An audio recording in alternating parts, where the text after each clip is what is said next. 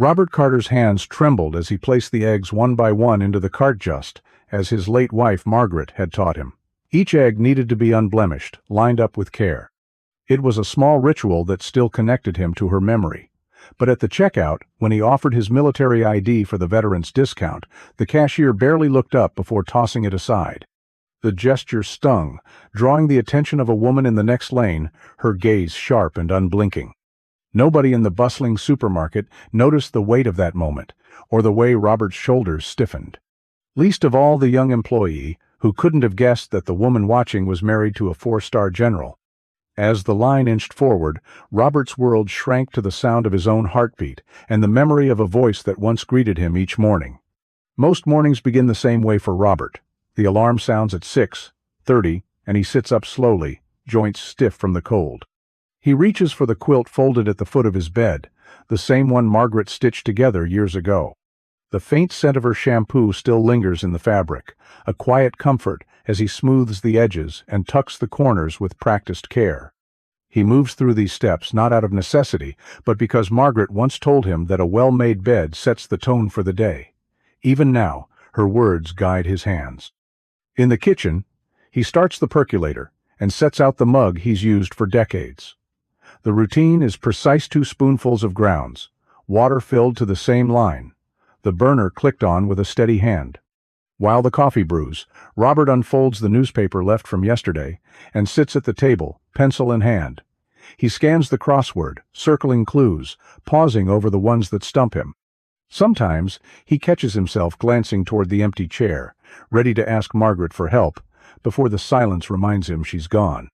After coffee, he showers and dresses in the same order each day. Pressed slacks, a button-down shirt, and the black suspenders Margaret gave him for their last anniversary. He lines up his shoes at the door, checks his reflection, and straightens the collar just as she used to do for him. These small acts form the structure of his morning, each one a thread in the fabric of his routine. They are habits shaped by years of military discipline, but also by the quiet partnership of marriage rituals that once connected him to someone else and now tether him to himself. By 8 o'clock, Robert is rinsing out his mug, careful not to leave a single water spot. He hangs the dishcloth on its hook and peers out the window, watching the neighbor's grandsons race toward the bus stop. The familiar scene outside is another anchor, a reminder that some things remain steady. He checks his wallet, making sure his military ID is in place, and pats the list in his pocket, feeling the familiar crackle of folded paper. The clock ticks toward 8:30, and Robert slips on his jacket. He locks the door behind him with 2 turns of the key, just as Margaret insisted. 42 steps carry him to the truck, his routine guiding every movement. At the curb he pauses, hand resting on his pocket, ready to face the day's next task. The list in Robert's pocket is worn thin, its creases memorized by touch. He keeps it folded with care, a habit learned from Margaret decades ago, and each trip to the supermarket starts the same way. His fingers brush the paper, checking that it's still there. The top sheet is his own printing: chicken, potatoes, bread, cheese, eggs, milk. But behind it, pressed flat and nearly translucent with age, is the original list in Margaret's looping cursive. The ink is faded now, but the shape of each letter is unmistakable, a piece of her that endures. He rewrites the list when the paper wears through, always tucking her copy behind the new one, never letting it leave his side. He unfolds the list as he enters the supermarket, smoothing the paper against his thigh. The motion is practiced, almost unconscious, and the scent of her shampoo seems to rise from the creases, faint but present even beneath the supermarket's cold fluorescent lights. The list never changes. It's always the same order, the same brands, the same 6 items she favored, and he follows it as if it were a set of instructions left behind. The act of carrying and using it is more than routine. It's a way to keep her close, to maintain the patterns of a life they once shared. Robert relies on the store's veteran discount program to make ends meet. He checks that his military ID is tucked in his wallet, a quiet reassurance. The discount isn't much, but every dollar counts now, and Margaret always insisted on stretching their budget as far as it would go. The list, the ID, the careful folding each, is a small act of control, a comfort against the uncertainty that followed her loss. He pauses near the entrance, flattening the paper and refolding it along the old lines. The greeter glances at him, but Robert pays no mind. His thumb finds the blue ink stain near bread, a mark left by Margaret's pen years ago. He rubs the spot, remembering how she laughed at the mess, kissed his fingers, and teased him about never replacing that leaky pen. The memory tightens in his chest, but he tucks the list away, feeling steadier for having touched it. The cart wobbles as he pushes forward, its front wheel veering left. He passes the floral display without a glance, the roses too neat compared to the wildflowers Margaret used to press between book pages. The dairy case hums ahead, its glass fogged from the chill. He checks the list again, even though he knows it by heart. The first item is milk, and he reaches for the carton at the back, always checking the expiration date, another habit Margaret taught him after he once brought home a spoiled one.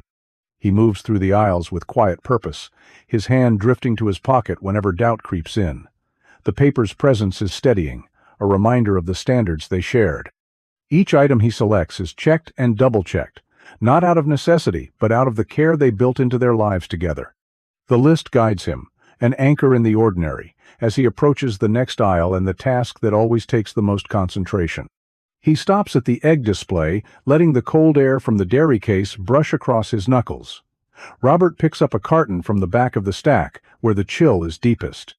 He opens the lid and inspects each egg, lifting them one at a time, turning them under the fluorescent lights. His inspection is methodical thumb and forefinger testing for cracks, eyes searching for imperfections. The routine is so ingrained he hardly has to think about it, but every movement is deliberate. Each egg is checked as if it might conceal a flaw that could ruin a meal, or worse, waste money. He learned this kind of vigilance in the service, where overlooking the smallest detail could have consequences. Now, it's a quiet discipline, a way to impose order on a world that often feels unpredictable. He finds the first cracked shell and places it aside, no hesitation. The next few pass muster and are returned to their foam cradle, lined up neatly. Robert's hands move automatically, but his mind drifts. The careful scrutiny of each egg reminds him of inspections from another life-checking equipment before patrol, the pressure to get it right every time. He doesn't dwell on the memories, but they never fully recede. The simple act of choosing eggs carries a weight that others might not notice. A young stock clerk watches from a few feet away, arms crossed, sneaker tapping out a restless rhythm. Robert doesn't register the impatience. He's focused, counting softly as he goes, making sure the carton holds only those eggs that pass his test. The eggs are arranged in 2 neat rows, pointed ends in, the way Margaret once showed him. He straightens them out, aligning each one until the carton looks just right. The hum of the refrigeration blends with the store's background noise, but for a moment it sounds distant, almost like the whir of helicopter blades. He blinks, grounding himself with the numbers on the price tag. The math is simple, a comfort. 12 eggs, $1 divided by 12, the small calculations that add up. When he finishes, there are only 11 eggs in the carton. He checks again, then glances at the discard tray, where the rejected shells glint under the lights. He allows himself a small, private smile, too many losses for one mission. Margaret would have teased him for being so picky, maybe nudged him to just grab another carton. Now, the joke sits quietly in his mind, a reminder of her presence, even in the smallest tasks. He closes the lid, pressing each tab until it clicks. The carton feels secure in his hands. He places it in the cart's child seat, angling it so the "this side up" arrow faces forward. The routine steadies him, smoothing out the tremor in his left hand. He moves on to the bread aisle, selecting a rye loaf from the middle shelf, Margaret's favorite, always the freshest. His fingers linger on the crust, checking for softness, before placing it carefully beside the eggs. As he turns toward the checkout lanes, Robert takes a steadying breath. The eggs and bread are arranged with care, ready for the next step. He surveys the registers, scanning for a familiar face. He chooses the shortest line, but the cashier is unfamiliar, a young man, barely out of high school, with earbuds trailing from his pocket and a distracted look that never quite lands on the customers in front of him. Robert's steps are careful as he approaches, his back stiff from years of old injuries. He waits as the last customer's groceries slide down the belt, then sets his own items down with quiet precision. Bread first, placed crosswise to keep it from being crushed. Eggs next, settled gently in the cart's child seat. Milk last, handle out. The cashier doesn't look up. His fingers tap the screen, then flick carelessly at the scanner. The beeps come in uneven bursts as he moves Robert's groceries, barely glancing at the items before shoving them toward the bagging area. Robert steadies a jar of peppermints before it rolls off the edge. The line behind him grows, but the young man seems oblivious. When the last item passes the scanner, Robert pulls out his wallet and slides his battered veteran discount ID across the counter. The card is worn, its corners rounded from years of use. For a moment, the cashier's gaze lands on him. He picks up the card, squinting at the faded print, then snorts. "Anyone can print this off the internet," he mutters, echoing the skepticism Robert has heard before. The words are sharp, louder than necessary, and heads in the next lane turn to watch. The cashier flicks the card with his finger, sending it skittering across the counter. The gesture is careless, dismissive. Robert's hand hesitates before reaching for it. He feels the heat rise behind his ears, the familiar flush of embarrassment. The card lands near the gum rack, and he retrieves it with slow, deliberate motions, his fingers stiff from arthritis, a reminder of years spent in service, and of the cost that never really leaves. The cashier leans back, addressing the line more than Robert. "We get these all the time. You'd be surprised how easy it is to fake one." He scans the eggs with a little too much force, the carton rattling on the belt. Robert watches, jaw set, as the young man continues, "eBay's full of these. Store policy says I need to see real proof. There's no offer to check a database or call a manager, just suspicion and a smirk." A woman in the next lane lowers her phone, her attention caught by the exchange. She wears an Army Reserve sweatshirt, her gaze steady, taking in the scene without a word. Robert counts out his bills, the process slow, his hands unsteady. A quarter slips through his grasp and rolls under the candy rack. He lets it go. The cashier sighs, impatient, and calls for a bagger. The woman from the next lane steps forward, intercepting the lost coin and handing it to Robert, her grip firm and her eyes meeting his for a moment longer than necessary. Robert nods in silent gratitude, tucking the card and receipt away. The eggs feel heavier now as he places them in his bag. The cashier has already turned to the next customer, and the moment passes, but the sting lingers. Robert adjusts his cap, shoulders squared, and makes his way toward the exit, the weight of the exchange following him past the automatic doors. The humiliation settles in quietly, a weight that presses against Robert's chest as he moves away from the register. The supermarket's fluorescent lights seem harsher now, every sound sharper. He keeps his steps measured, posture straight, eyes fixed on the floor tiles. The laughter from the cashier and manager fades behind him, but the sting of their words lingers. Captain Emily Ruiz has been watching from the next lane, her Army Reserve sweatshirt blending into the crowd. She noticed Robert from the moment he entered, the careful way he moved, the practiced precision of his hands. Now, as he retrieves his veteran discount ID from the counter, Emily's attention sharpens. She sees how he brushes his thumb over the smudged corner, the photo on the card showing a younger man, both eyes clear, both ears whole, before combat left its mark. The manager steps in, his name tag reading, "Steve," and glances at the card with a dismissive chuckle. "These things are all over eBay for $20, he says, loud enough for nearby shoppers to hear. Steve doesn't bother to check the details, just waves the card away, his tone making it clear he sees no value in the battered plastic. Robert's hands remain steady as he tucks the card back into his wallet. His breathing is shallow, but his face betrays nothing. The discipline drilled into him over decades keeps his reaction contained. He counts out his bills with slow precision, feeling every wrinkle in his skin under the bright lights. The coins are harder to manage. His fingers, stiff from years of use, fumble a nickel that rolls under the counter. He lets it go, unwilling to draw more attention. Emily notices every detail. The way Robert's left thumb picks at a loose thread on his cap, the careful alignment of his groceries, the way he stands perfectly still as Steve lifts the bread bag and peers underneath, checking for anything that might justify suspicion. The crowd behind Robert grows restless, shifting their weight, but he doesn't hurry. The eggs in his bag feel heavier with each passing second. The automatic doors open and close, letting in a draft of autumn air. The moment stretches, the humiliation hanging in the space between Robert and the store employees. He places his wallet back in his right hip pocket, jacket rising just enough to reveal the faded outline left by his old service pistol. Emily recognizes it instantly, detail only someone with her background would catch. She tightens her grip on her phone, thumb hovering over the screen as she types out a message. Robert keeps his gaze low as he heads for the exit, the world outside blurred beyond the glass. Emily watches him go, catching the faint scent of aftershave and coffee as he passes. She hesitates, then follows, phone in hand. The laughter from the register fades, replaced by the quiet hum of the parking lot beyond the doors. Outside, the air is cooler, carrying the distant smell of fried food from the deli. Robert's figure moves across the lot, shoulders squared, each step deliberate. Emily lingers by the exit, watching him approach his truck.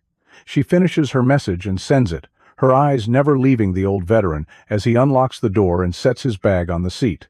The night air settles around them, the store's lights reflecting off the truck's worn paint.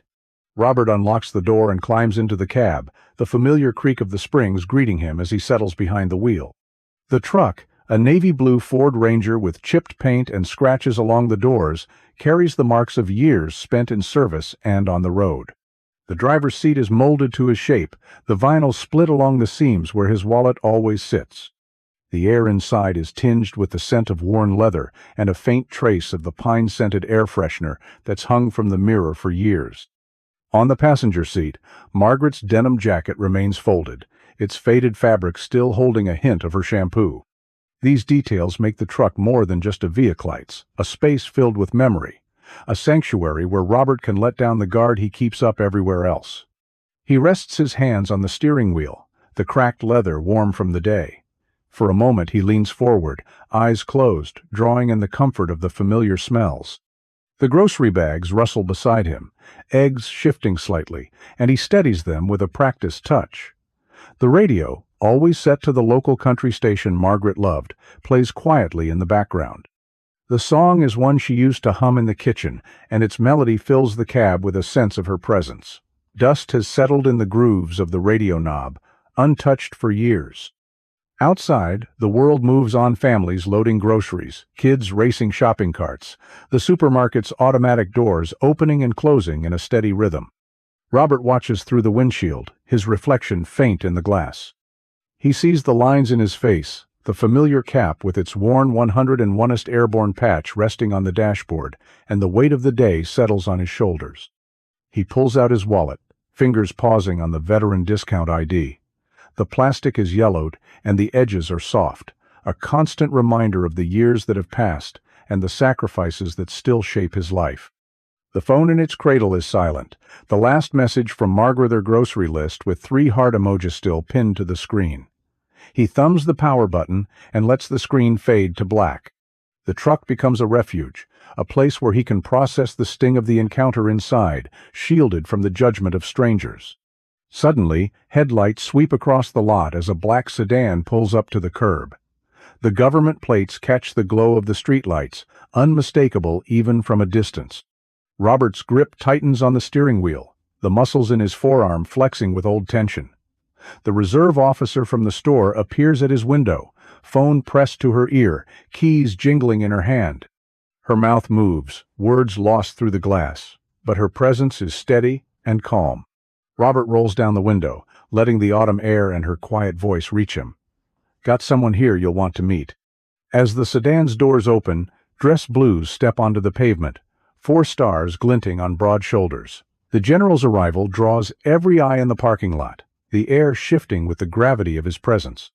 Robert sits motionless, the radio playing softly, Margaret's song lingering in the background. The moment hangs in the space between memory and what comes next, as the world outside slows and attention turns to the truck that's carried his history, waiting for the next words to be spoken. Captain Emily Ruiz hadn't intended to step forward, but she couldn't ignore what she'd seen. From the moment Robert began inspecting his eggs, she recognized the careful, deliberate movements each, one echoing the habits of someone who'd spent years learning that details could mean the difference between life and death. She watched as the cashier dismissed his veteran discount ID and the manager's indifference made the humiliation complete. Her phone buzzed in her hand, but she didn't look away. The store quieted as a black sedan pulled up outside, its government plates catching the light. The automatic doors parted, and General Daniel Ruiz entered, his uniform crisp and unmistakable. He wore the stars of a four-star general, the authority in his bearing, making shoppers pause mid-aisle. Emily watched as her husband moved with purpose, each stride measured, his face set in the expression she'd seen only at moments of deepest respect. Robert stood by his truck, hands gripping the grocery bags a little too tightly.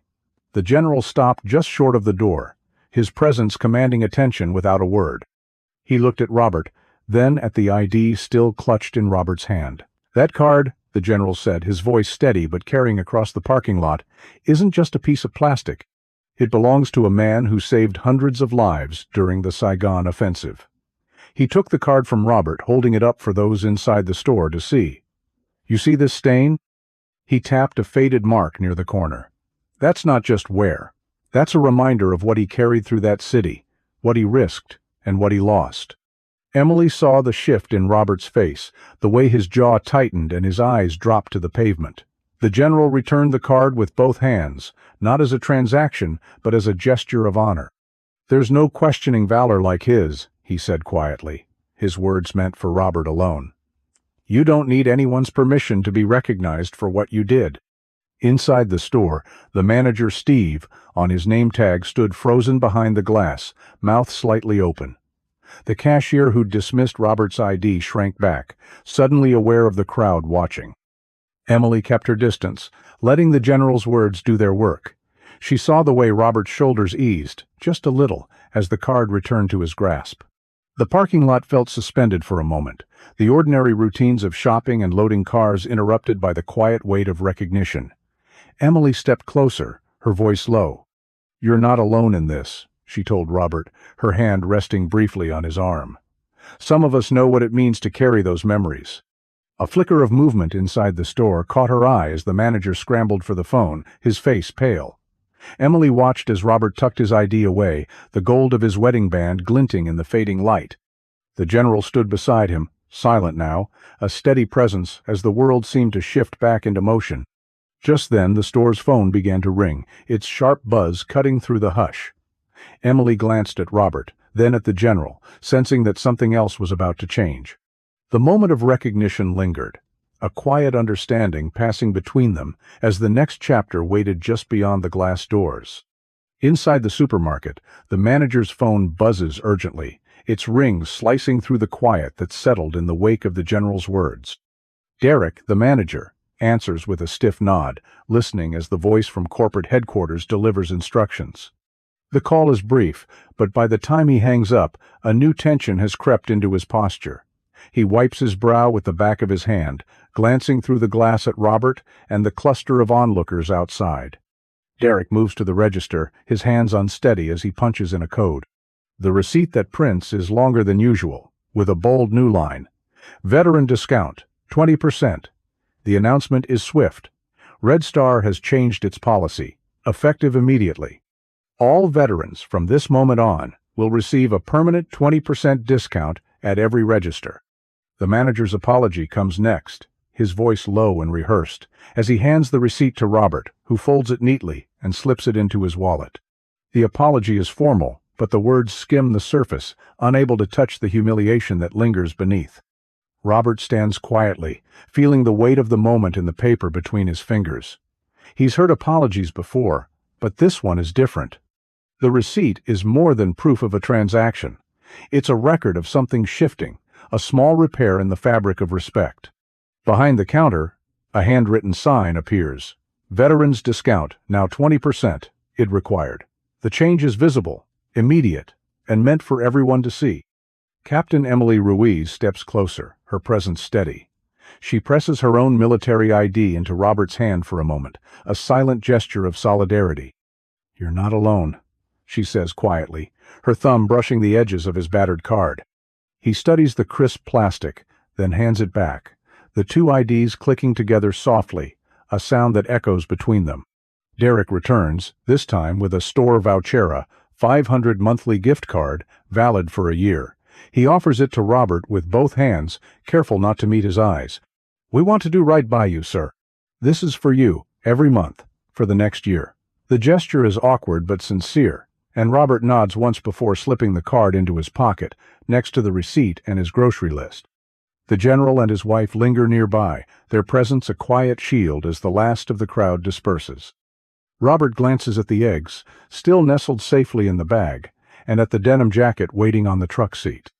The store's lights reflect in the windshield as he heads for the door, the night air waiting on the other side.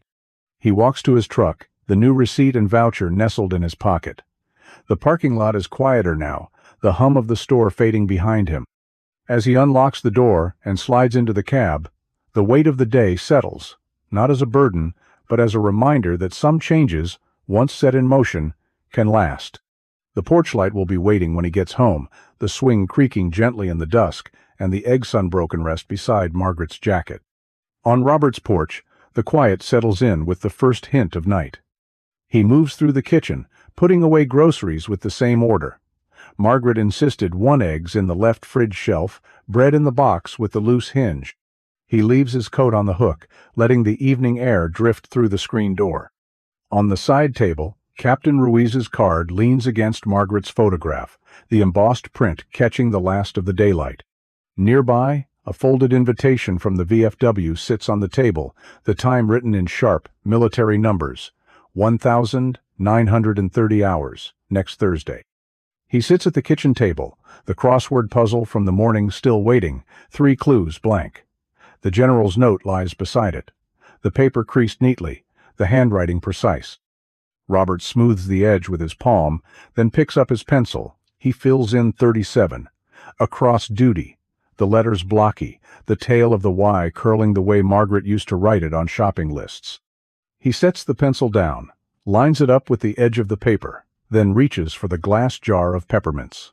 The candies rattle as he adds 3 new ones to the faded batch, the sound sharp in the stillness. The porch light glows outside, casting a yellow rectangle across the walkway. Robert hasn't left it on since the funeral, but tonight it stays lit, the bulb humming quietly above the steps. Moths gather near the glass, wings flickering in the circle of warmth. Through the window, he watches fireflies blink near the rose bushes, now wild and tangled without Margaret's careful hands. He notices the porch light reflecting off a spider web in the corner, and the memory of Margaret's voice reminding him to fetch the broom brings, a brief, silent smile. He stands, the chair scraping softly against the worn linoleum. In the fridge, a single beer waits. He takes it, twisting off the cap and dropping it in the trash with practiced aim. On his way back outside, he pauses at the hall mirror. His reflection shows deeper lines than before, the VFW cap on its hook a little askew. He straightens it, then steps onto the porch, the swing creaking under his weight.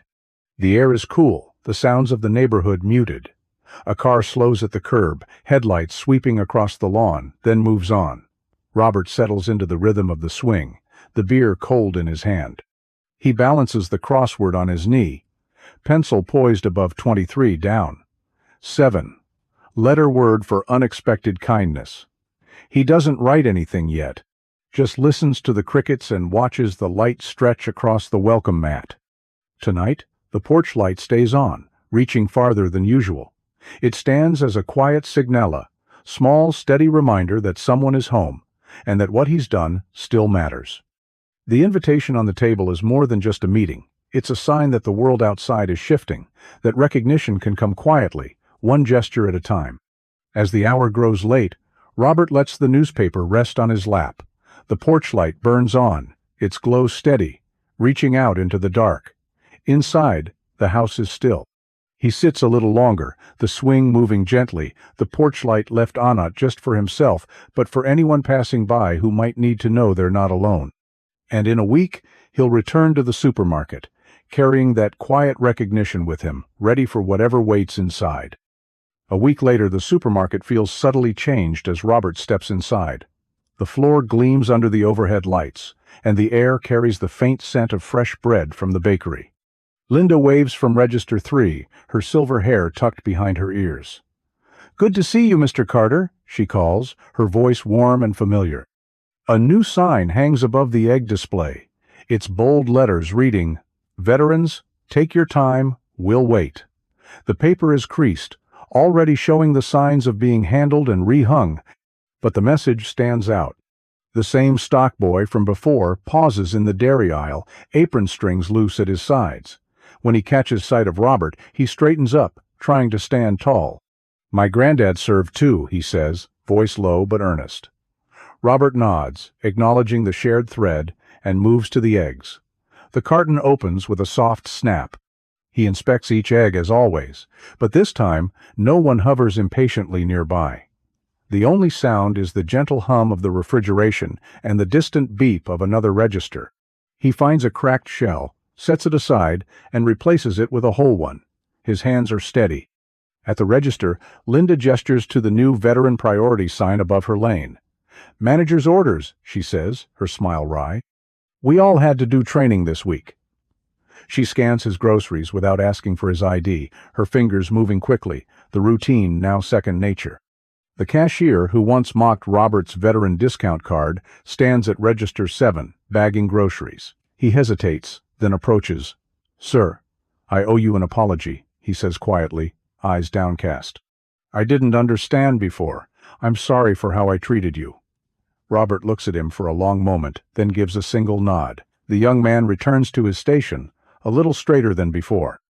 Robert's list comes out of his pocket, the creases deep and familiar.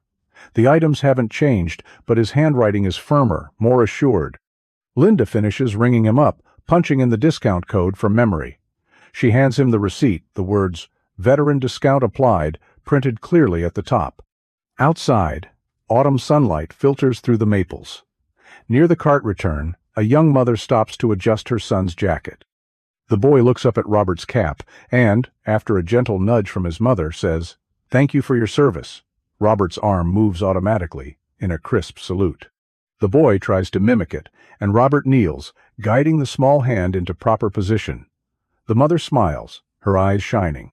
Back in his truck, Robert sets the eggs beside Margaret's jacket. The receipt peeks out from the bread bag, a small but tangible sign of change. Through the windshield, he sees the stock boy wave from inside.